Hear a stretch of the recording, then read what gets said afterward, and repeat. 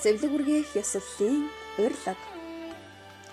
Эрхэм хүндэт таныг гэр бүлийн хамт бидний бяцхан охин хулан халуун нарын сэвлэг үргээх ёслолд хүрэлцэн ирж ёроол буйна хайрлах хэмээн хүндэтгэн урьж байна.